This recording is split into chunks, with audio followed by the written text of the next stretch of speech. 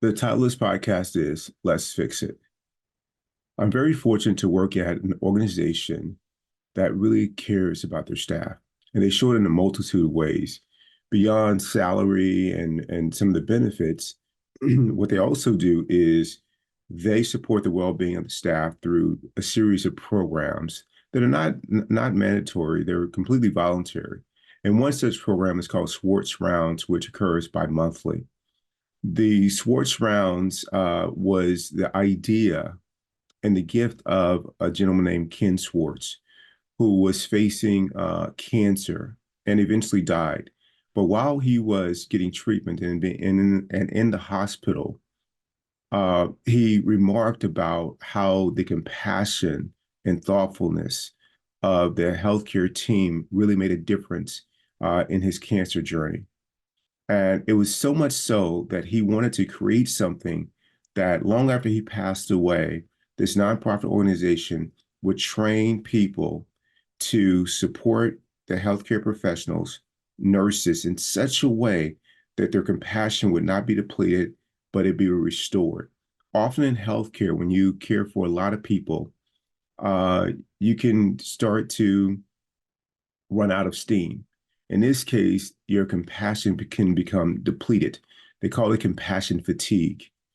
And so Mr. Schwartz wanted this to be completely different. He wanted to find some way to restore it because the presence, the energy of the healthcare team makes all the difference for patients when they're facing the toughest moments of their lives. And so yesterday we had that event, which occurs again bi-monthly. And during this event, there is a question that's asked of a small panel of three or four people. And the questions can be are different every single time. One of the questions, for example, last year was um, a patient I will never forget. Yesterday's question was people people or an event that shaped my career. People or an event that shaped my career. And the panelists answered these questions beautifully about all the things that influenced their career. And most of them had one or two people that did so, and it was profound. It was inspiring.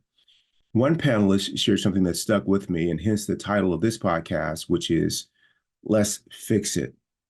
Dr. Jamie Ellis, who is a Mayo Clinic colleague and physician, is incredible. She works in palliative medicine. And if you know what palliative medicine is, it is just before hospice in most cases. And it's all about quality of life for people that are on the journey to death. We're all on this journey, but their journey is in some ways known of when it's going to occur.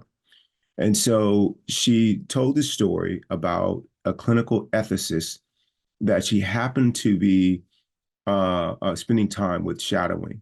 And this person who, while she was in residency, had the most positive attitude, the most positive outlook on life, and he exuded this. It wasn't like he was faking it or that it was only at work. This is how this guy showed up her entire residency, which was over 4 years, and he continued to exude this kind of behavior. And she noticed it because it stood out from the way that other people were showing up in the workplace.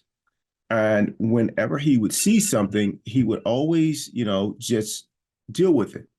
And so, but what she really noticed was the way that he related to patients, how he always had the right thing to say, how he just listened to them, and how she just watched the patients just transform in front of her. And it was in relation to how he was showing up. So one day, she noticed that there was a patient there, and people were talking. People weren't talking to the patient or the patient's family, and she was acutely aware of that they are not talking to the patient. The patient is being ignored, or what the patient is saying is not being considered. And she also noticed that no one was talking to the family. And so she remarked about this to Clint. And Clint said, in a kind and thoughtful way, let's fix it. And that's what, they did. And that was really important to her because she's a resident, not really knowing what to do if the attending physicians weren't acting. What was her role? And he said, if you see something that you can improve upon, improve it. Now, I think about my own life in this way and all the experiences that I have in the course of a day and even over my lifetime. And I think about this idea of let's fix it. The first thing that I always do if I just didn't complain about it, and that was, all the action that I took, that the action that I would take would all be about making me feel okay inside. And a lot of times that meant trying to control or manipulate anything in the outside in the form of people or things or events, but not taking care of the source of the problem, which was getting myself handled first so I can handle what's occurring outside in a very thoughtful way. And so that was really important to me. So for example, I love giving examples here. So in the workplace, if I am bothered about us being understaffed, or about another employee, in my mind, not working hard enough, or something like that, according to Keith's rules, then if the old me if I thought to let's fix it, it would be to go and talk to leadership about it, mostly in the form of a grievance or a complaint about what they're not doing or how I'm having to show them more of the work. That's not where let's fix it applies with Keith 2.0.